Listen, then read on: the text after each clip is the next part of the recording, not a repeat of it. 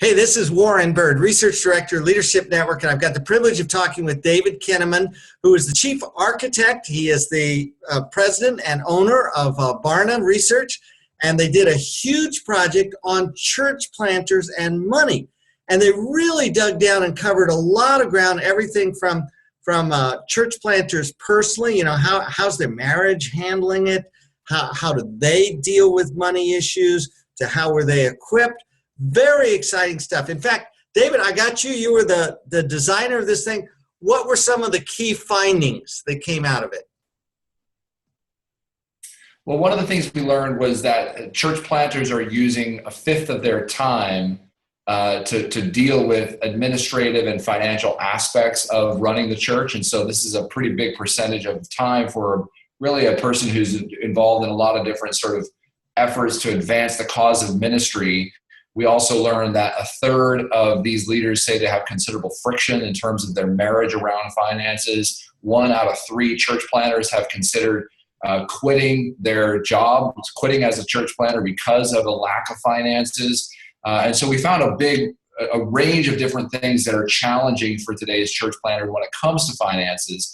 And so our whole intent, along with Thrivent Financial, which was the lead partner in this study, was to try to help raise a good discussion around the financial health of these church planting organizations and these church planters themselves, so that we can think about what's next for church planting. How can these men and women be equipped for the kind of work that God is calling them to do? And it's not that financial problems should go away, but how is it that we can have a healthy discussion about the kinds of challenges that these leaders are facing?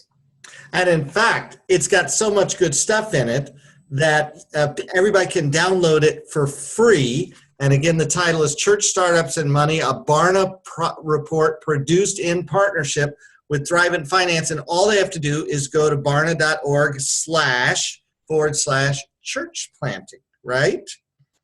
And that's correct. And then let's talk about some of the implications. Now, this is just a masterful research project. You put just so many different insights and angles on it.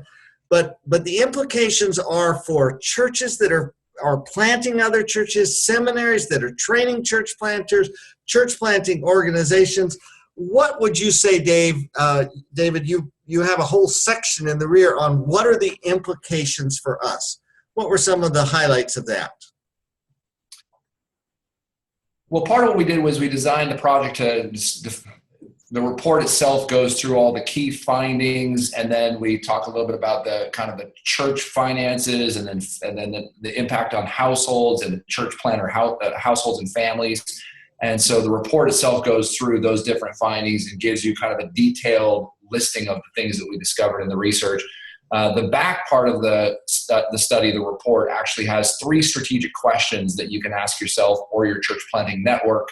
And so we go through a whole range of things. Just a couple of examples. We go through sort of systemic questions, the things that are things like, how can we manage our church startups? Is there a way to fortify these planters if they're typically using a fifth of their time? It's 21% of the typical church planter's time is allotted to dealing with administrative and specifically financial aspects of their work. Is there a way that we could fortify them in that work so that they can spend less time on that and more of their time on ministry? Are there ways that we can bolster them? And so there's some strategic questions that we raised relative to the systemic way in which we launch church planters. There's also a lot of people-driven questions that we raise in this. Things like, how can we fortify and strengthen marriages and families? I grew up as a pastor's kid. My dad planted a couple different churches in the Phoenix area. And I was thinking back as we worked on this project about even my own relationship with money personally as a pastor's kid. A lot of really good things, a lot of not so good things, and recognizing that, part of our responsibility as church planters, as church planting networks, is to our own children and to our families as we think about their perception of the church and their perception of Christianity. Of course, we have to. The church is always countercultural. We need to have a different narrative about what it means to have enough. But what if we've been, sort of squeezing church planters so much financially that there's actually a negative story that's emerging into the house, into these families' lives, into the very kids of these church planters. And so I think it's important that we raise these questions, that we have a good, healthy place, a safe place for these conversations, again, for the purpose of constructive building of the church so the church planters and their families and their churches can be healthier. And that's really the purpose behind this study. But those are just a couple of the questions that you'll find at the back of the report. And as you say, Warren, this whole thing is available for free up until about mid-June. If you just go to barna.org/church planting, you can get the whole report for free if you enter your information there at barna.org/church planting. And this is a Barna report done in conjunction, in partnership with Thrivent Financial. And just for anyone who's involved with church planners at any level, this is just a gold mine of great resources, great conversations, and it's free. David, a delight to chat with you always. Barna.org/church planters, church planting. And Church planting, right? Hope that it helps a lot of people have a great discussion. Another great resource.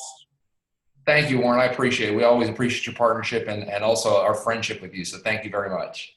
God bless you. Always good to talk to you. Thanks.